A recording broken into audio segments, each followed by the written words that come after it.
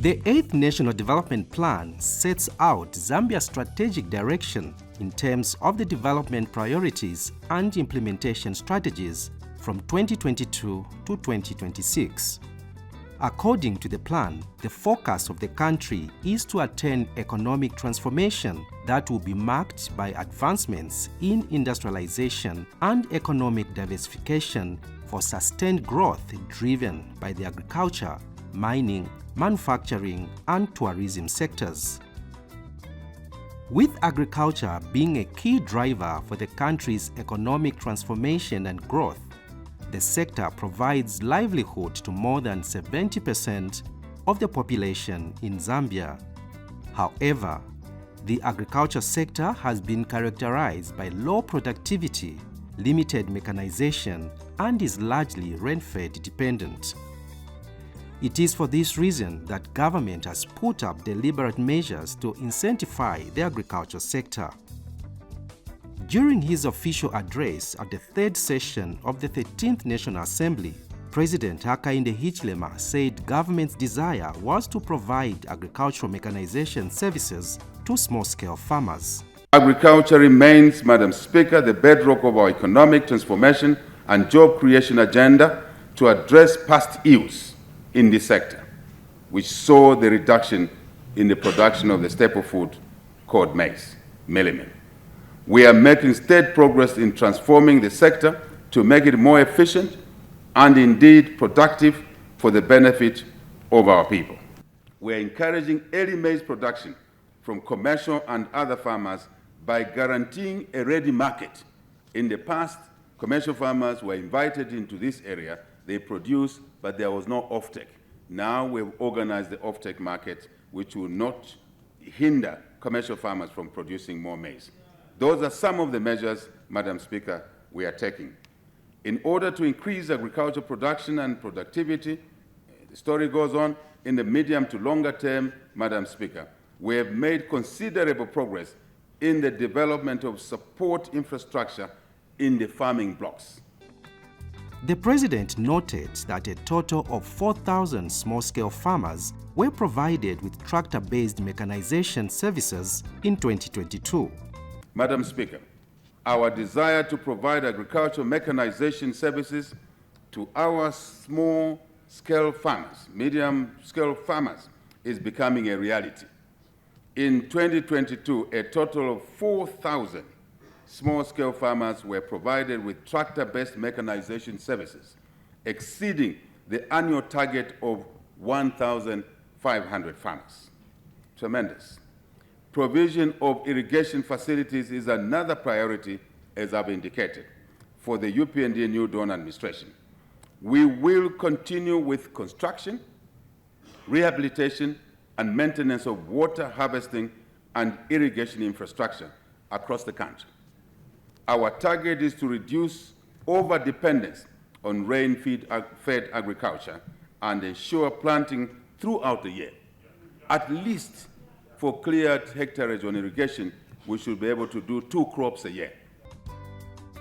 Goods that have been zero-rated under the agriculture sector include tractors used in agriculture and horticulture, irrigation systems, and plows, which have zero customs and value-added tax. If you are into farming, yes, there are incentives on tractors of up to 90 horsepower.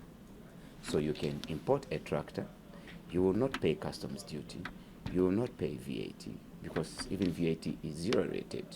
So that is to encourage all age groups, all players that are interested into farming, to go into farming, import machinery. Remember, you have to mechanize, your farm. We are moving from what, for lack of a better term, what one can call the Stone Age into the mechanized, industrialized type of farming. So you can import, agriculture equipment, including, things, inputs such as plows, irrigation systems, okay, sprayers as well. So this is to ensure that we diversify our economy from mining to, agriculture. So when we have a lot of economic players, and the good part is that over the past 5 to 10 years, a lot of people have been going into farming, be it poultry, be it the mainstream farming, be it dairy farming. A lot of people are going into farming either as a retirement, package where one wants to say, okay, when I retire, I want to focus on farming, or into commercial.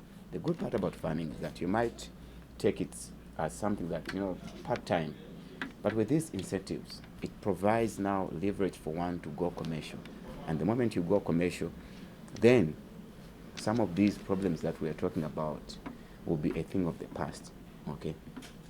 When you look at across the country, maize and mealie meal are fetching at a high price. A lot of people have gone commercial selling maize and mealie meal, okay?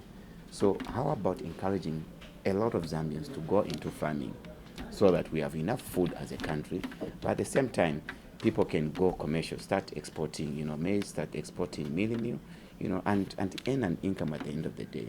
So there are these incentives that we do have to provide and to encourage, more people to go into farming, but also as a tax relief.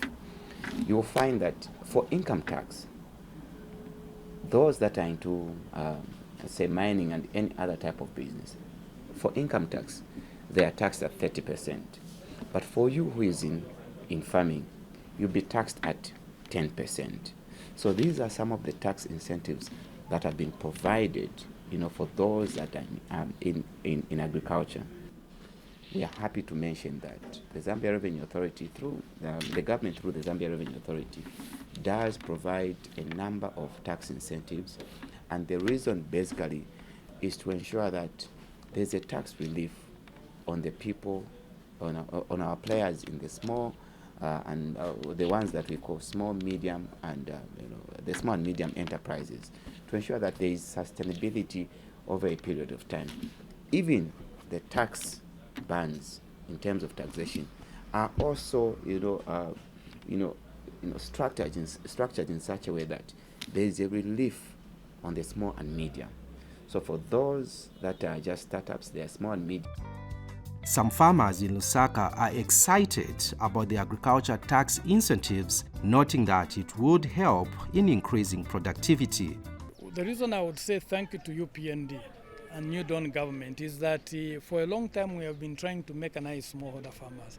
And that's the starting point, where small equipment like the two-wheeled tractors are coming in absolutely free, meaning they will be cheap to the smallholder farmers. And we will try as much as possible to use this opportunity.